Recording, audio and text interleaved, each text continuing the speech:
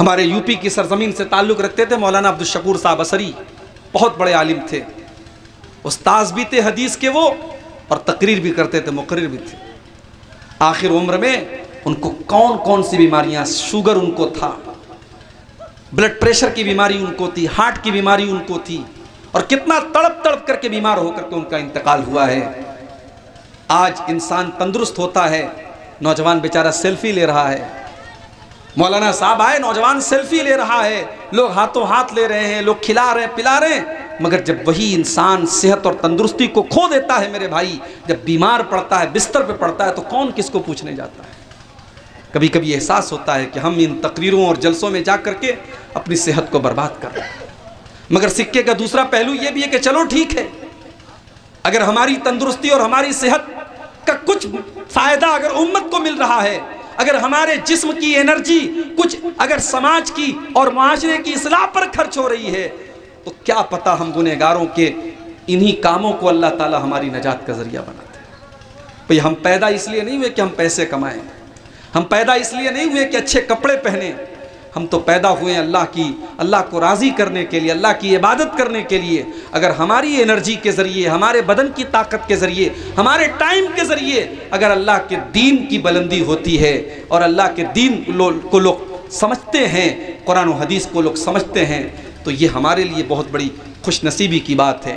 اور میں کبھی کبھی غور کرتا ہوں میرے بھائی، آپ کے کشن گنج میں، ارریہ میں، کٹیہار میں، پورنیہ میں اور سیمانچل کے اس پورے علاقے میں جب مختلف گاؤں میں جاتا ہوں تو میں کبھی کبھی سوچتا ہوں کہ عبدالغفار سرفی اگر بنارس میں ساڑی کا کاروبار کر رہا ہوتا تو شاید پورنیہ اور ارریہ اور کشن گنج کے ان علاقوں میں جہاں ٹھیک ہے بہت پیسے والے لوگ نہیں ہیں، غریب لوگ ہیں، مزدور لوگ ہیں، مگر ان کے دلوں میں جو میری محبت ہے اور جو محبت مجھے کھینچ کر کے آپ کے درمیان لاتی ہے، وہ شاید میں کروڑ پتی اور ارب پتی اور ساڑی کا کاروباری بن جاتا بنارس کا تو وہ محبت میں حاصل نہیں کر سکتا تھا۔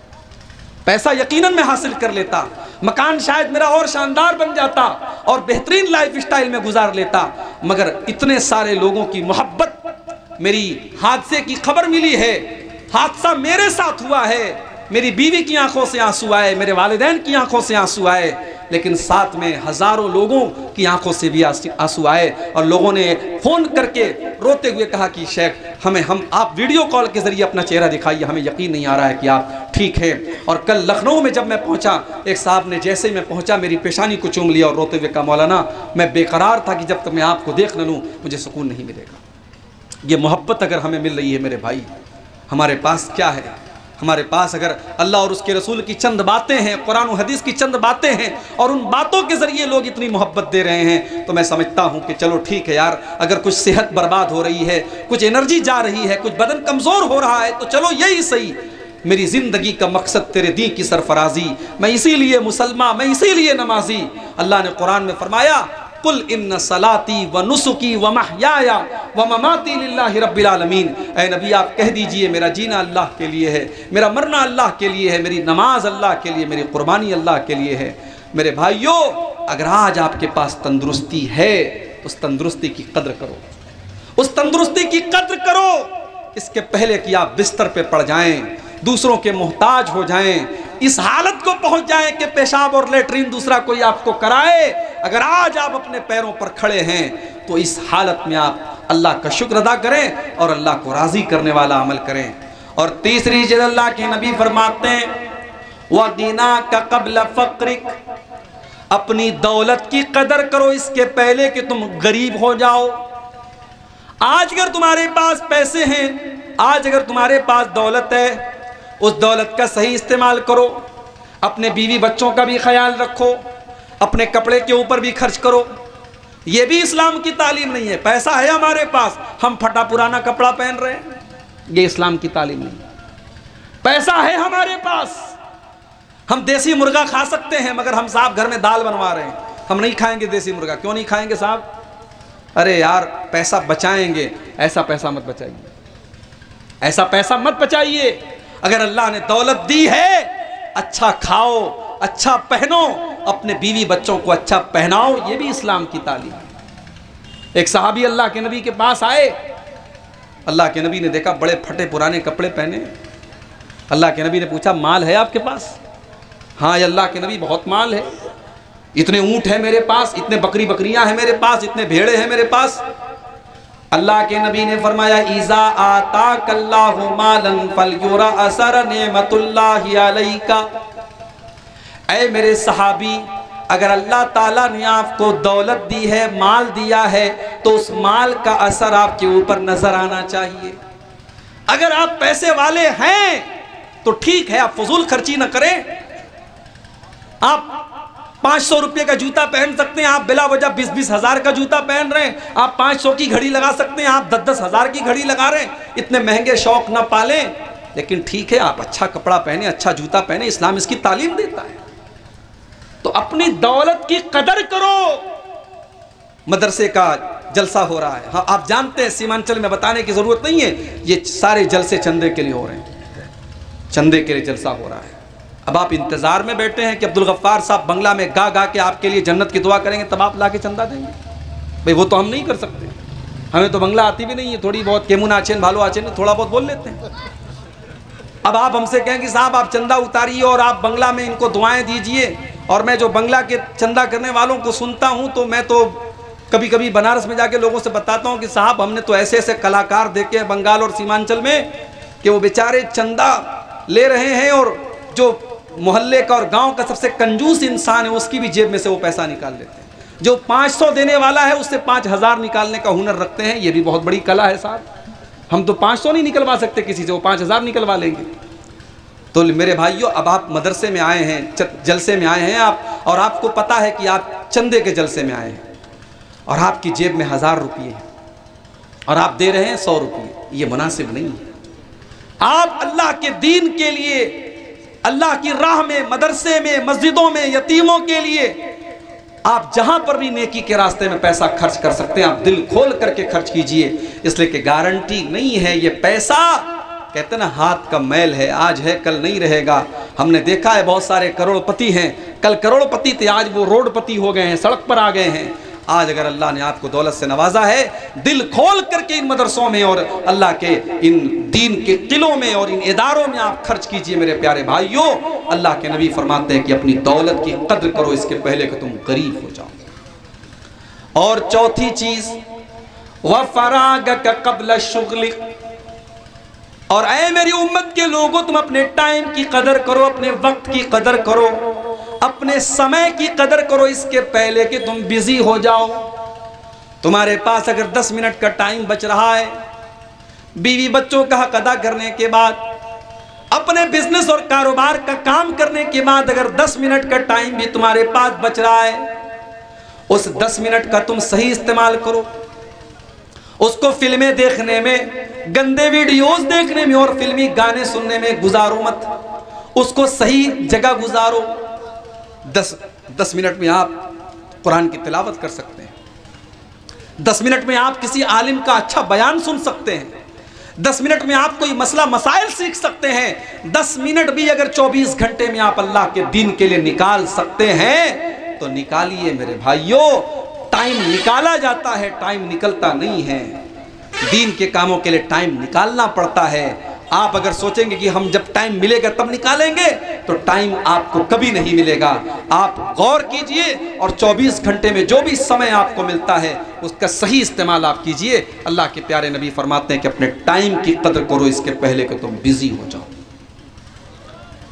اور آخری چیز وَحَيَاتَكَ قَبْلَ مَوْتِكَ، اور اپنی زندگی کی قدر کرو اس کے پہلے کہ تم کو موت آ جائے، اس کے پہلے کہ موت کا فرشتہ تمہارے پاس آ جائے، تمہاری روح کو قبض کر لے، تمہاری سانسیں بند ہو جائیں، تمہارے دل کی دھڑکن بند ہو جائے۔ تم اپنی زندگی کا صحیح استعمال کرو، اپنی زندگی کو اللہ کی مرضی کے کاموں میں گزارو۔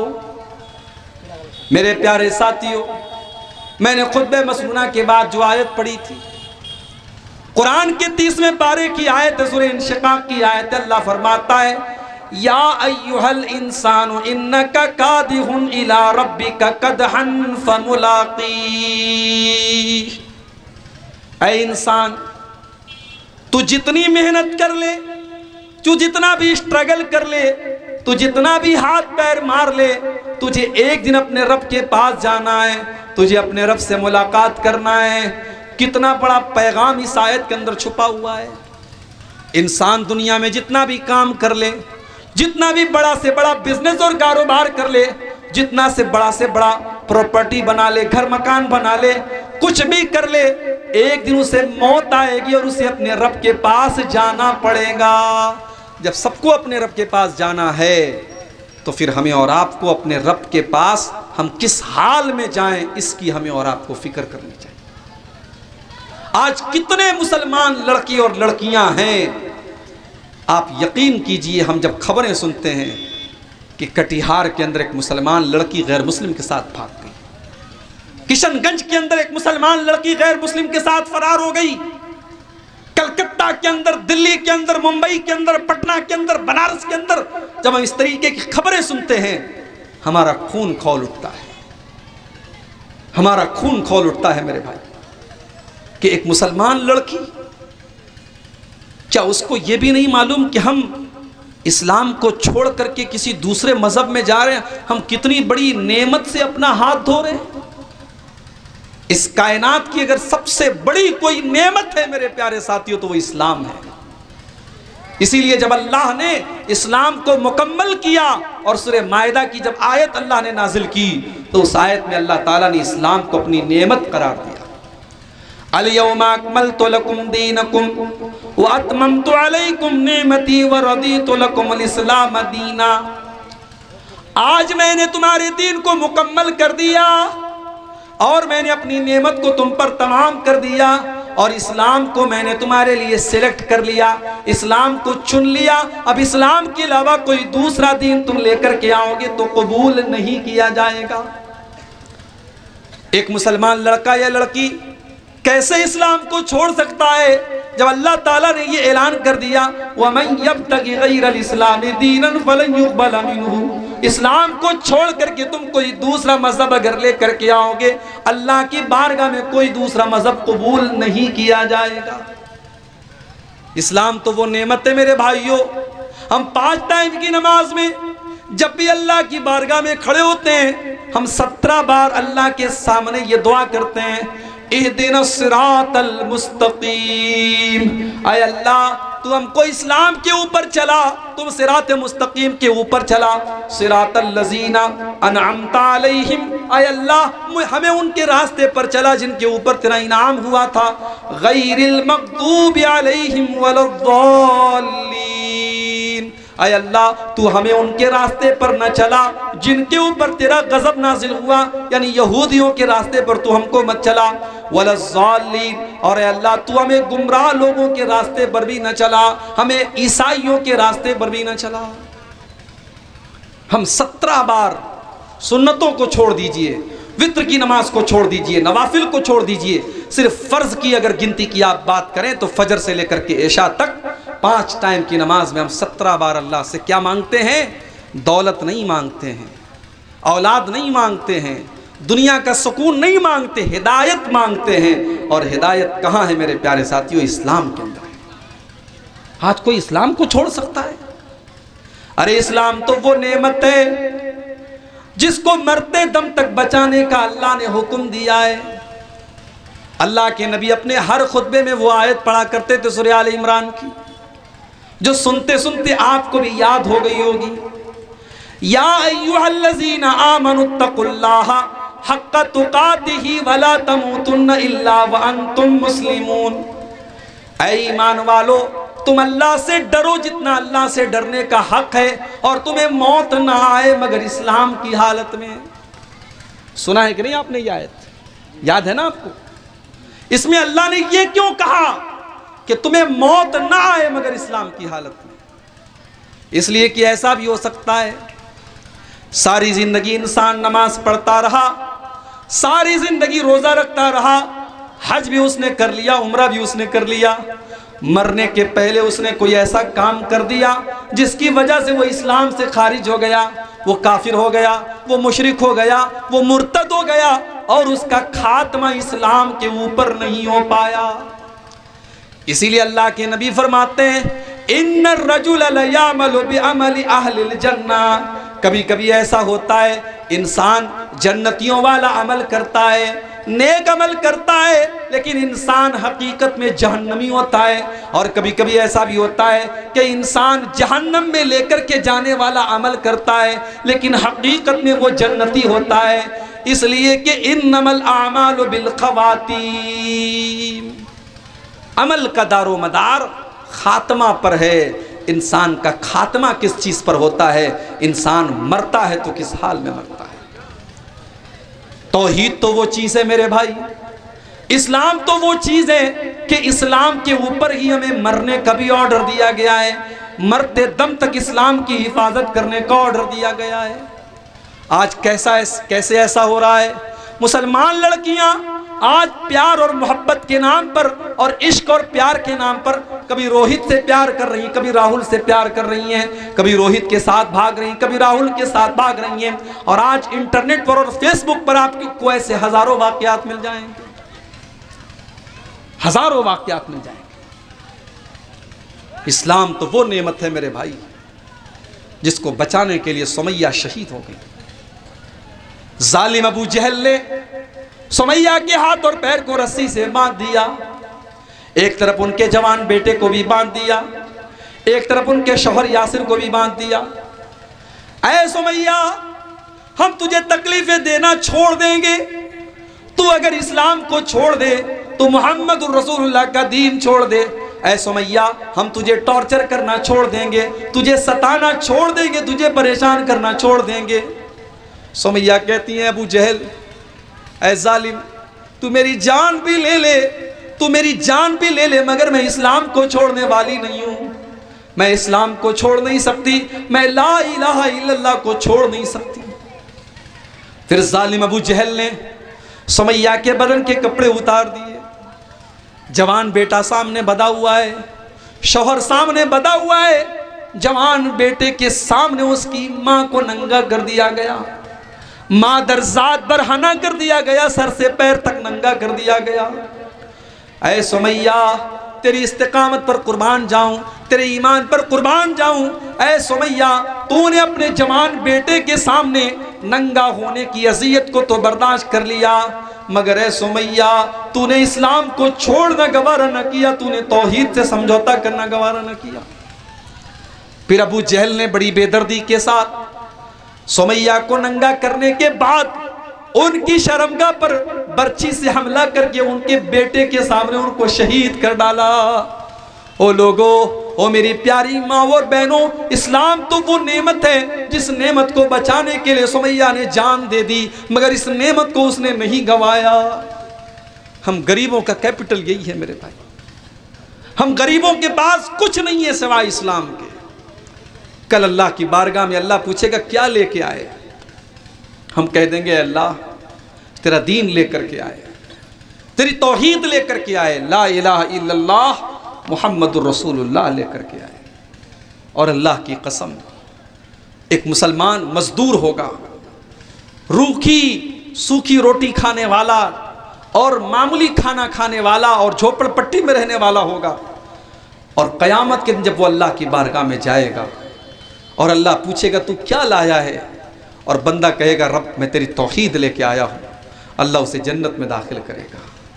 اور بڑے بڑے ممبئی کے بڑے بڑے بنگلوں میں رہنے والا اور کروڑوں اور اربوں کا مالک انسان ہوگا اور اللہ کی بارگاہ میں آئے گا، اور اللہ پوچھے گا تیرے پاس میری توحید ہے کہ نہیں، تیرے پاس لا الہ الا اللہ ہے کہ نہیں، تیرے پاس اسلام ہے کہ نہیں۔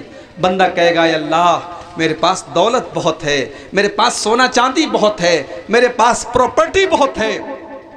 اللہ کہے گا سب کچھ ہے تیرے پاس توحید ہے کہ نہیں، تیرے پاس اسلام ہے کہ نہیں۔ اگر بندہ کہے گا اسلام نہیں ہے میرے پاس، تو اللہ تعالیٰ ایسے انسان کو جہنم میں داخل کرے گا۔ میرے پیارے ساتھیوں، ہماری سب سے بڑی اگر دولت ہے تو یہی ایمان ہے، یہی اسلام ہے۔ اسی لیے اللہ سے دعا کیا کرو کہ اللہ ہم کو اسلام کے اندر آنے کے بعد اب اسلام سے کبھی نکلنے کی نوبت ہم پر نہ آئے۔ اسی لیے اللہ سے دعا کیا کرو ربنا لا تزغ قلوبنا بعد اذ ہدیتنا، اے ہمارے رب، اے ہمارے پروردگار، جب تو نے ہم کو ہدایت عطا فرما دی تو ہدایت کے قبول کر لینے کے بعد اور اسلام کے اندر آ جانے کے بعد اے اللہ کبھی بھی ہمارے دلوں کے اندر کجی نہ آنے پائے، کبھی بھی ہمارے دلوں کے اندر گمراہی نہ آنے پائے، ہمیں گمراہی سے بچا کر کے رکھنا۔ اور جانتے ہو سواری پر بیٹھنے کی دعا یاد ہے کہ نہیں؟ میری 3 سال کی بچی کو یاد ہے ماشاءاللہ، اور ابھی ہمارے سکندر صاحب کا بیٹا حدیثوں کو سنا رہا تھا، بڑا اچھا لگ رہا تھا۔ اپنے بچوں کو میرے بھائیوں یہ سب سکھانا چاہیے۔ سواری پر بیٹھنے کی دعا آپ جب پڑھیں گے، آپ کے چھوٹے چھوٹے بچے آپ کو پڑھتا ہوا دیکھ کر کے آپ کو سکھانا نہیں پڑے گا، آٹومیٹک سیکھ جائیں گے۔ اور سواری کی جب آپ دعا پر غور کیجئے گا، دعا کے ان الفاظ میں ہم نے اللہ سے کیا کیا نہیں مانگ لیا میرے بھائیوں، اس دعا کے اندر ہم نے سب کچھ مانگ لیا۔ جیسے ہم سواری کے اوپر بیٹھے ہم نے کہا سبحان الذی سخر لنا ھذا، بڑی پاک ہے وہ ذات جس نے اس سواری کو ہمارے کنٹرول میں کیا ہے، ہم تو اس کو اپنے قابو میں نہیں کر سکتے تھے، وَمَا كُنَّا لَهُ بِمُقْرِنِينَ، ہم اس سواری کو اپنے کنٹرول میں نہیں کر سکتے تھے، وہ تو اللہ کی ذات ہے جس نے اس سواری کو ہمارے کنٹرول میں کیا ہے۔ اللہم حوِّن علینا سفرنا ھذا، اے اللہ تو ہمارے سفر کو آسان کر دے، وَطْوِ عَنَّا بُعْدَ، اور اے اللہ تو سفر کی دوری کو لپیٹ دے، تو سفر کے فاصلے کو کم کر دے۔ اللہم انا نعوذ بک من وعثاء السفر، اے اللہ میں تیری پناہ چاہتا ہوں سفر میں آنے والی پریشانیوں سے، وکآبۃ المنظر، اور سفر کے اندر کوئی برا منظر میں دیکھ لوں میں اس سے بھی تیری پناہ چاہتا ہوں، وسوء المنقلب فی المال والاہل، اور اے اللہ جب میں سفر سے اپنے گھر لوٹوں تو اپنے بیوی بچوں کو کسی خراب حالت میں نہ دیکھوں، کسی بری حالت میں نہ دیکھوں۔ اور اسی دعا کے اندر اللہ کے نبی ایک اور دعا کرتے تھے، وَمِنَ الْحَوْرِ بَعْدَ الْقَوْرِ، اور اے اللہ میں تیری پناہ چاہتا ہوں حور سے، کور کے بعد حور سے تیری پناہ چاہتا ہوں۔ یہ حور کا مطلب کیا ہے اور کور کا مطلب کیا ہے؟ پگڑی دیکھو، پگڑی بولو بھائی، پگڑی دیکھو نہیں دیکھو؟ کیا بولتے ہیں پگڑی کو بنگلہ میں؟ پوگڑی، پگڑی بولتے ہیں، گھماتے نہیں اس کو، پوگڑی نہیں بولتے۔ تو پگڑی کو عربی میں پگڑی کے لپیٹنے کو بولتے کور۔ غور کیجئے گا، پگڑی کے لپیٹنے کو کیا بولتے؟ کور۔ الکور کا مطلب پگڑی کو لپیٹنا، اور الحور کا مطلب پگڑی کو کھول دینا۔ اللہ کے نبی کیا دعا کر رہے ہیں؟ اے اللہ میں تیری پناہ چاہتا ہوں من الحور بعد الکور، اسلام کی پگڑی کو لپیٹنے کے بعد اے اللہ اسلام کی پگڑی کھل نہ جائے۔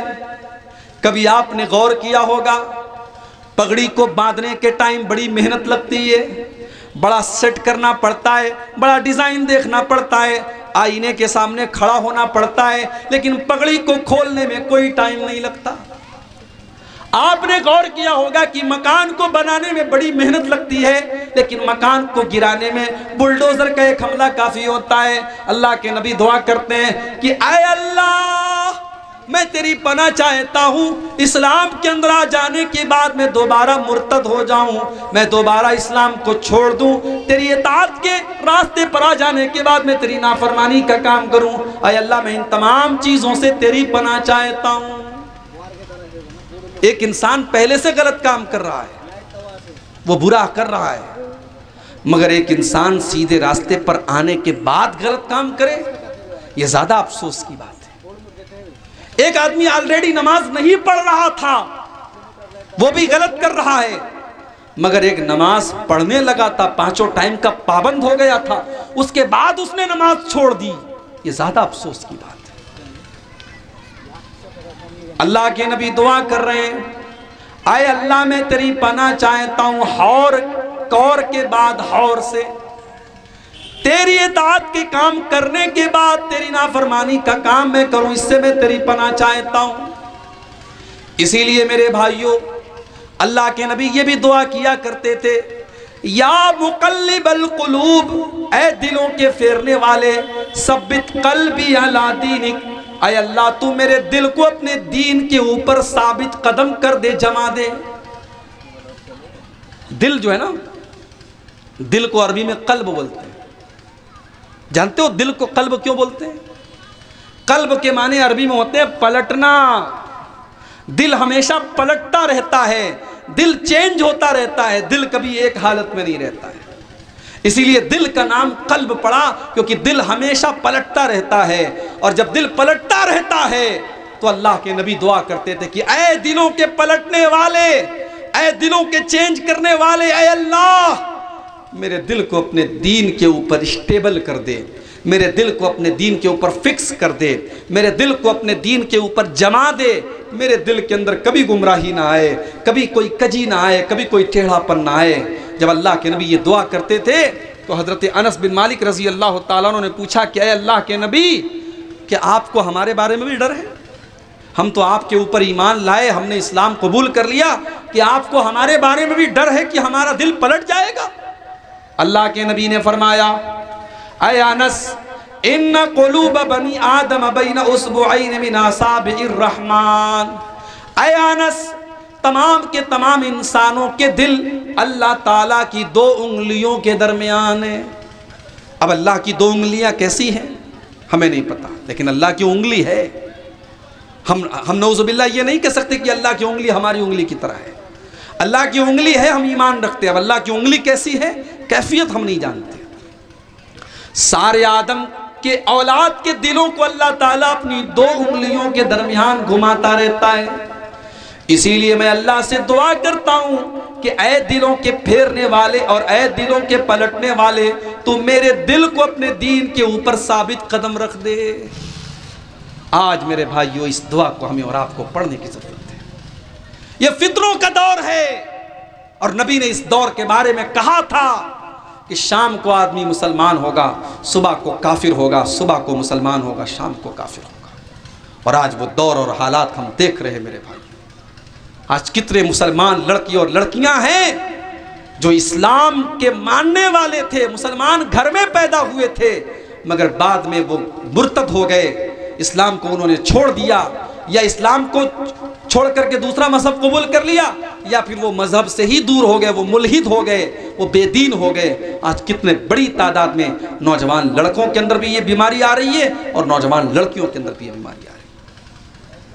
اور اس دور میں ہمیں اور آپ کو کرنا کیا چاہیے، اس پر بھی کچھ باتیں آپ سن لیجیے. اگر آپ چاہتے ہیں کہ آپ کی آنے والی نسلیں اسلام پر چلیں، ان مدرسوں کو قائم رکھو میرے بھائی. اسکول تو کھلتے رہیں گے، کالج تو کھلتے رہیں گے، آپ کے بچے سائنس اور ٹیکنالوجی پڑھیں گے، آپ کے بچے ڈاکٹر تو بنیں گے، انجینئر تو بنیں گے، وکیل تو بنیں گے، مگر ان کو کالج میں، اسکول میں کوئی یہ بتانے والا نہیں ہوگا کہ اللہ کون ہے. ان کو کوئی یہ بتانے والا نہیں ہوگا کہ رسول کون ہے، ان کو ایمان کیا ہے، اسلام کیا ہے. ان کو یہ ساری باتیں اگر بتائی جائیں گی تو انہی مدرسوں میں بتائی جائیں گی. اس لیے ان مدرسوں کی حفاظت کرو، ان علم دین کے مرکزوں کی حفاظت کرو، اور اپنے بچوں کو دین کی تعلیم دو. اللہ نے قرآن کے 28ویں پارے میں فرمایا یا ایھا الذین آمنوا قوا انفسکم واہلیکم نارا وقودھا الناس والحجارہ. اے ایمان والو، اپنے آپ کو اور اپنے گھر والوں کو جہنم کی آگ سے بچاؤ. علیہا ملائکۃ غلاظ شداد لا یعصون اللہ. جہنم کے جو داروغہ ہوں گے وہ بڑے سخت قسم کے ہوں گے، اور وہ کسی کے ساتھ کوئی مروت نہیں کریں گے. ابھی آج کی خبر ہے مولانا جرجیت صاحب کو جیل سے رہائی کا الحمدللہ ضمانت مل گئی ہے. اللہ تعالیٰ ان کی رہائی کا جو بھی پروسیس ہے اس کو جلد سے جلد پورا کر دے، اور جو بھی ہمارے علماء حق مصیبت میں اللہ ان کی رہائی کا بندوبست کر دے. میرے بھائیوں، آپ غور کیجئے کہ آج حالات کیا ہیں اور کس طریقے سے علماء حق کے پیچھے لوگ پڑے ہوئے ہیں. اور مولانا جرجیت صاحب کے اوپر اتنی بڑی مصیبت آئی، اور ہم نے دیکھا فیس بک کے اوپر اور سوشل میڈیا کے اوپر کچھ لوگ مزے لے رہے ہیں، لوگ طنز و تعریض کر رہے ہیں. ایسا نہیں ہونا چاہیے میرے بھائی. کسی کی مصیبت پر آپ کو خوش نہیں ہونا چاہیے. ان کے بھی بیوی بچے ہیں، ان کے بھی ماں باپ ہیں، ان کے والد حافظ الیاس صاحب اٹاوا کے سب سے نیک انسان مانے جاتے ہیں، آج وہ بستر پڑے ہوئے ہارٹ کے مریض ہیں، اپنے بیٹے کے جیل میں جانے کے غم اور صدمے میں گھل رہے ہیں، اور آپ اس مصیبت پر خوشی منا رہے ہیں۔ ہم نے پہلے بھی کہا تھا اور آج بھی کہہ رہے ہیں کہ علماء کی عزت و آبرو کی حفاظت ہم سب کی ذمہ داری ہے۔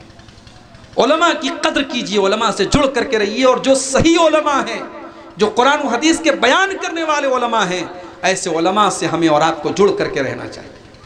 قیامت کے پہلے ایک ایسا دور بھی آئے گا جب علماء سے لوگ دور ہو جائیں گے اور علماء کا درجہ لوگ جاہلوں کو دے دیں گے۔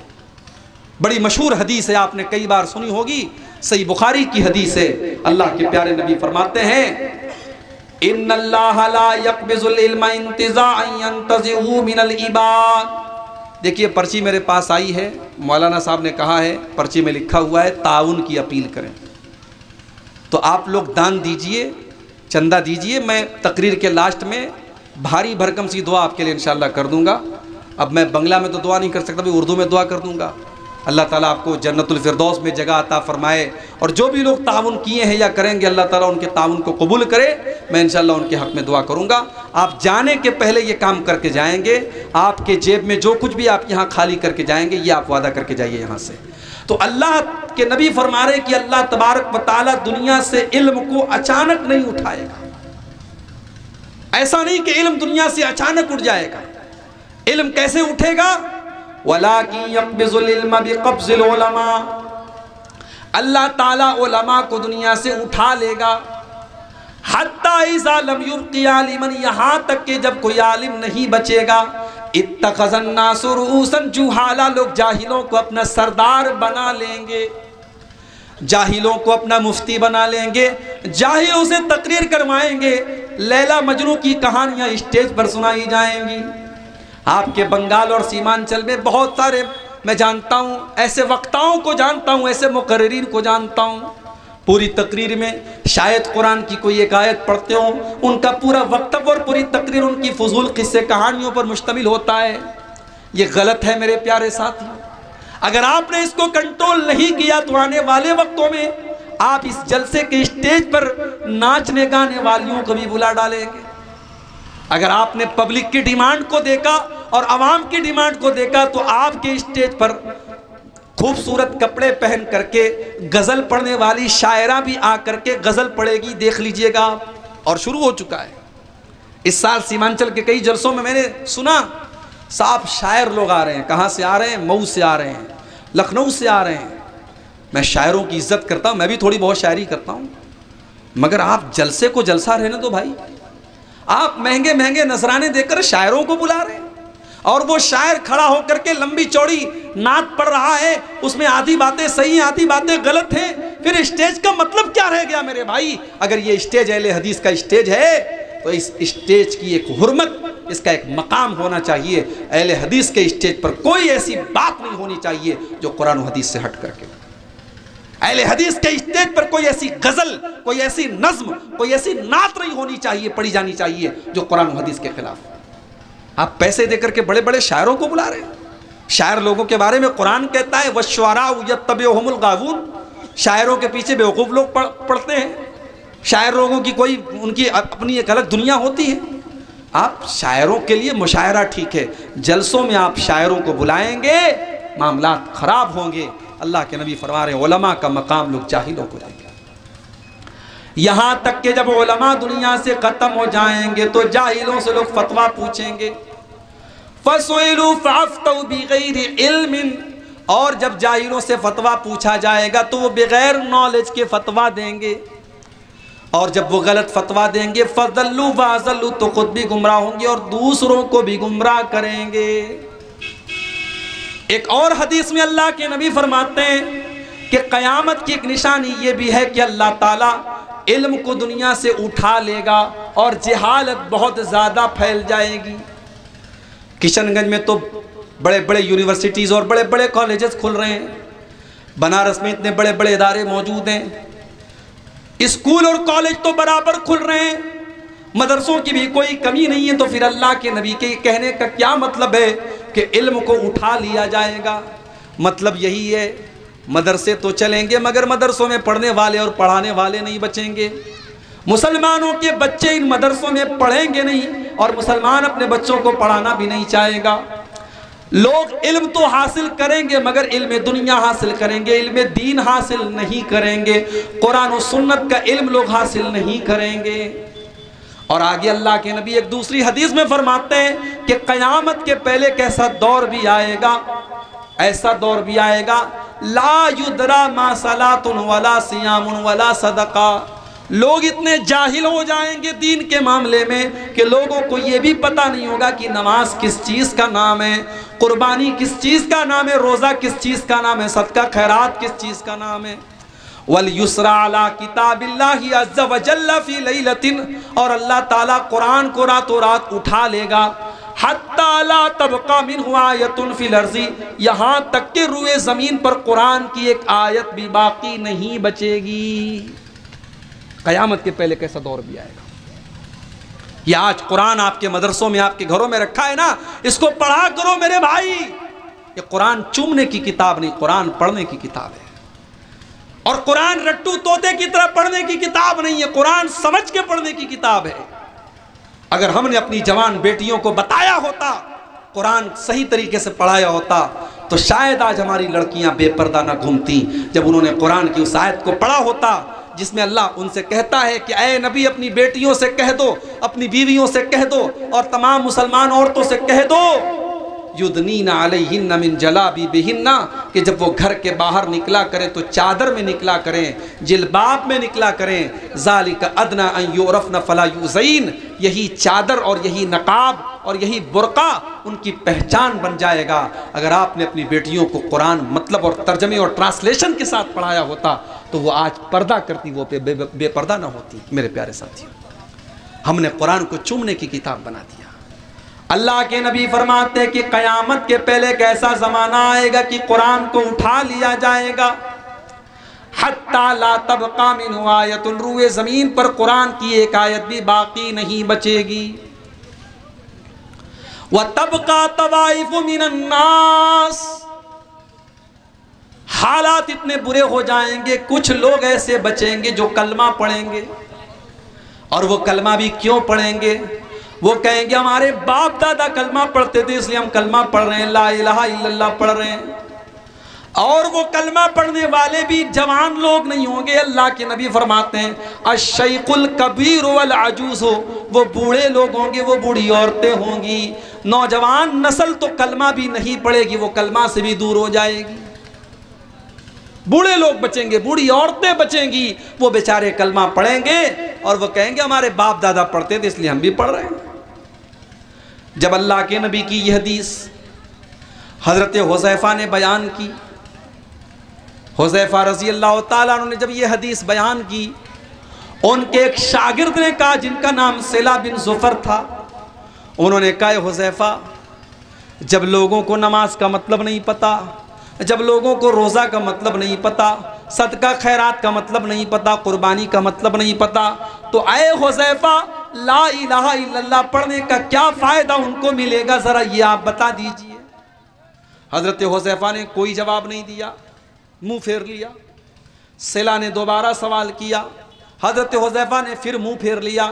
جب 3 بار لگاتار ان کے شاگرد نے سوال کیا تو حضرت حذیفہ نے فرمایا کہ تنجیہم من النار, یہ کلمہ ان کو جہنم کی آگ سے بچائے گا. یعنی قیامت کے پہلے ایک ایسا دور بھی آ جائے گا کہ صرف کلمہ پڑھنے کی وجہ سے اللہ تعالیٰ نجات دے گا.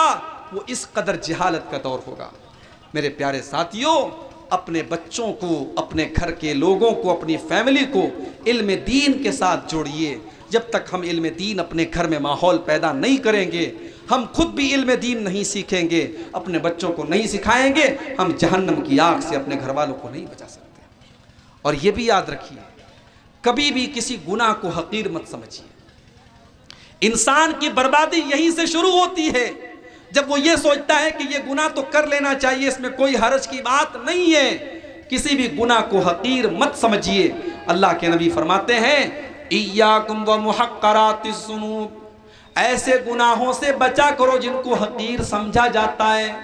چھوٹے چھوٹے گناہوں سے بچا کرو جن کو لوگ چھوٹا سمجھتے ہیں، اس لیے کہ یہ چھوٹے چھوٹے گناہ انسان کے اوپر اکٹھا ہو کر کے اس کو ہلاک کر دیتے ہیں، برباد کر دیتے ہیں۔ تو گناہوں سے بچو میرے پیارے ساتھی۔ اسی طریقے سے آج کے اس دور میں ہمیں اور آپ کو دنیا داری کے فتنے سے بھی بچنا پڑے گا۔ دنیا کے چنگل میں ہم اتنے نہ پھنس جائیں کہ ہم آخرت کو بھول جائیں۔ انسان کی بربادی کے پیچھے آج بہت بڑی وجہ دنیا کے فتنے میں پڑ جانا بھی ہے۔ اسی لیے اللہ کے نبی اپنی امت کے بارے میں یہ فرماتے ہیں، مل فقر اخشا علیکم، اے میری امت کے لوگوں مجھے اس بات کا ڈر نہیں ہے کہ تم غریب ہو جاؤ گے، ولیکن اخشا علیکم ان تبسط علیکم الدنیا، مجھے ڈر ہے تو اس بات کا ڈر ہے کہ دنیا تمہارے اوپر پھیلا دی جائے گی اور تم دنیا کے فتنے میں پڑ جاؤ گے اور دنیا کے لیے تم لڑنا شروع کر دو گے، اور دنیا نے جیسے تم سے پہلے کی امتوں کو ہلاک کیا تھا تم کو بھی ہلاک کر دے گی۔ تو دنیا داری کے فتنے سے بچیے۔ اسی طریقے سے عورت کے فتنے سے بھی ہمیں اور آپ کو بچنا ہوگا۔ اللہ کے نبی فرماتے ہیں، ما ترکت فتنة اضر علی الرجال من امتی من النساء، میں نے اپنی امت کے مردوں کے لیے عورتوں سے خطرناک کوئی فتنہ نہیں چھوڑا ہے۔ آپ نے یہ بھی فرمایا اللہ تعالیٰ نے دنیا کو بہت رنگین بنایا ہے، اس لیے تاکہ اللہ تعالیٰ تمہارا امتحان لینا چاہتا ہے تم کیسا عمل کرتے ہو۔ فاتقوا الدنیا واتقوا النساء، تو اے میری امت کے لوگوں تم دنیا سے بچ کر کے رہنا اور عورتوں سے بچ کر کے رہنا، اس لیے کہ بنی اسرائیل کے اندر جو پہلا فتنہ پیدا ہوا تھا اسی عورت کی وجہ سے ہوا تھا۔ عورتوں کے فتنے سے بھی ہمیں اور آپ کو بچ کر کے رہنا پڑے گا۔ اور اسی طریقے سے کبھی بھی اپنی عبادت پر غرور مت کرو۔ یہ مت سوچو کہ صاحب ہم نے بہت عبادت کر لی اب تو اللہ تعالیٰ کے ہماری جنت پکی ہو گئی، نہیں، عبادت پر غرور نہیں کرنا چاہیے، اس لیے کہ آپ کی عبادت کی وجہ سے آپ کو جنت نہیں ملے گی جب تک اللہ تعالیٰ اپنا کرم آپ کے اوپر نہیں کرے گا۔ صحیح مسلم کے الفاظ ہیں، اللہ کے نبی فرماتے ہیں تم میں سے کوئی انسان اپنے عمل کی بدولت جنت میں داخل نہیں ہو پائے گا۔ صحابہ نے پوچھا ہے اللہ کے نبی کیا آپ بھی؟ آپ نے فرمایا کہ ہاں میں بھی جنت میں اپنے عمل کی بدولت نہیں جا پاؤں گا، الا ان یتغمدنی اللہ برحمتہ، جب تک اللہ تعالیٰ اپنا رحم و کرم نہ فرما دے تب تک میں بھی جنت میں نہیں جا سکتا۔ جب تک اللہ کا کرم نہیں ہوگا، اللہ کی رحمت نہیں ہوگی، کوئی جنت میں نہیں جا سکتا۔ اس لیے کبھی انسان کو غرور نہیں کرنا چاہیے صاحب میں تو بہت نیک انسان ہوں، میں تو بہت پارسا ہوں، میں تو بڑی مسجدیں بنوائی ہیں، مدرسوں میں نے بڑے بڑے چندے دیے ہیں، میری تو جنت پکی ہے۔ کبھی یہ نہیں سوچنا چاہیے۔ ابراہیم علیہ السلام خانہ کعبہ کی تعمیر کر رہے تھے، دنیا کی پہلی مسجد بنا رہے تھے، اللہ کا پہلا گھر بنا رہے تھے، مگر ان کی زبان پر کیا الفاظ تھے؟ کوئی غرور نہیں، کوئی گھمنڈ نہیں، کوئی ناز نہیں، بلکہ جب وہ خانہ کعبہ کو بنا رہے تھے تو اللہ نے نقشہ کھینچا ہے، وَإِذْ يَرْفَعُ إِبْرَاهِيمُ الْقَوَاعِدَ مِنَ الْبَيْتِ وَإِسْمَاعِيلُ، یاد کرو جب حضرت ابراہیم خانہ کعبہ کو بنا رہے تھے اور ان کا بیٹا اسماعیل بھی اپنے باپ کا ساتھ دے رہا تھا، اور دونوں باپ بیٹے دعا کر رہے تھے، ربنا تقبل منا انک انت السمیع العلیم، اے ہمارے پروردگار تو ہمارے اس عمل کو قبول فرما لے، بے شک تو نیکیوں کو جاننے والا اور ہمارے دل کی دعاؤں کو سننے والا ہے۔ تو نیکی پر غرور نہیں کرنا چاہیے میرے بھائی۔ تو یہ وہ چیزیں ہیں جن کی وجہ سے آج ہمارا نوجوان طبقہ، ہمارے لڑکے اور لڑکیاں آج مرتد ہو رہے ہیں۔ میرے پیارے ساتھیوں یہ بہت ہی افسوس کی بات ہے۔ اسلام قبول کر لینا یہ کمال نہیں ہے، اسلام قبول کرنے کے بعد اسلام کے اوپر جمے رہنا جس کو استقامت کہا جاتا ہے یہ کمال ہے۔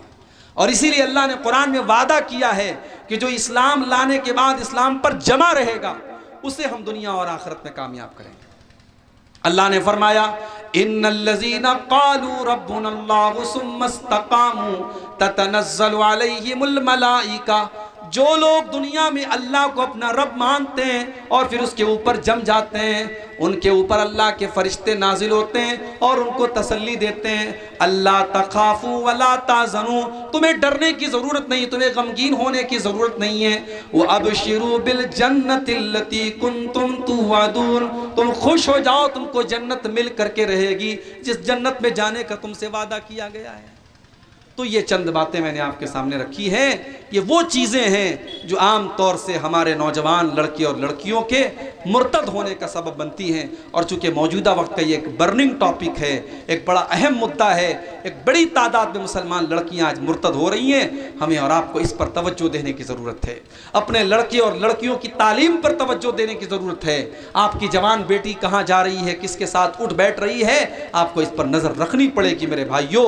اگر آپ اپنے بچوں سے پیار کرتے ہیں، اپنی فیملی سے پیار کرتے ہیں اور انہیں ذرا سی بھی تکلیف پہنچے آپ گوارا نہیں کرتے، تو آپ کے بچے اور بچیاں جہنم کے راستے پر جا رہے ہیں اور آپ کو کوئی چنتا نہیں اور کوئی فکر نہیں۔ یہ یقیناً بہت افسوس کی بات ہے۔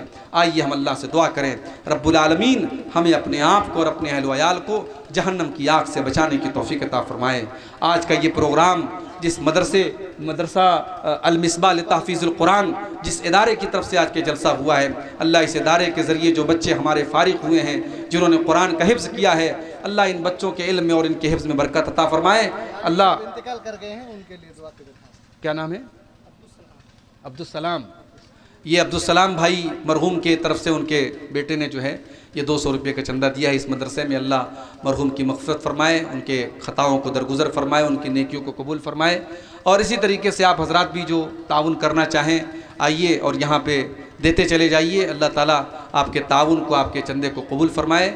اللہ تعالیٰ ہم سب کو اپنے دین کا کام کرنے کی توفیق عطا فرمائے۔ آئیے جاتے جاتے تھوڑا سا دان دیبن، دان دیبن، ہاں ایسے دان دیے جائیں، دیتے جابن، کیا بولے؟ ہاں دان دیے جائیں، سکلے مسافہ کرے جائیں، ہاں سکلے مسافہ کرے جائیں۔ ایک جوانوں موڑ سکتے ہو تو موڑو رخ زمانے کا، جوانوں موڑ سکتے ہو تو موڑو رخ زمانے کا، اگر ہمت نہیں رکھتے تو پھر جوان ہی ہو۔ یہاں پر جتنے بھی نوجوان ہیں میں ان سے اپیل کروں گا، جیسا کہ ڈاکٹر عبدالغفار سلفی حفظ اللہ معتبرہ طور پر یہ اپیل کر رہے تھے اور اب بھی اپیل کر رہے ہیں کہ 500 روپیہ کر کے یہاں دے کر کے جائیں اور سلام و مصافحہ کر کے جائیں۔ یہ ادارے کے لیے ایک اچھا کام ہوگا، کیونکہ یہ ادارہ آپ کا ادارہ ہے، اس اداروں کو چلانے کی ذمہ داری آپ کی ہے۔ جب تک آپ لوگ اس میں بڑھ چڑھ کے تعاون نہیں کریں گے تو گویا کہ ہمارے ادارے کو کافی نقصان ہوگا اور کافی خسارہ اٹھانا پڑے گا۔ لہذا جتنا بھی چیز سے ہو سکے وہ برائے کرم یہاں پر آئیں اور کثیر تعداد میں اور کثیر سے کثیر زیادہ سے زیادہ کام دینے کی کوشش کریں، جن سے جتنا ہو سکے وہ یہاں ضرور دیتے ہوئے جائیں۔ حضرات گرامی، جزاک اللہ خیر، اللہ قبول فرمائے۔ ماسٹر صاحب سرکاری ٹیچر ماشاء اللہ، چلیے بھائی ہمارے ہم پیشہ ہیں۔ یہ ڈاکٹر عبدالغفار سلفی حفظہ اللہ متولہ تھے جو بڑی ہی دردمندانہ انداز میں بہت ہی فکر انگیز خطاب ہم سامعین کے سامنے رکھ رہے تھے۔ حضرات گرامی، ان کے درد، ان کے کلام کے اندر، ان کی تقریر کے اندر ایک طرح کا درد تھا، ایک طرح کا کرب تھا، یہ اپنی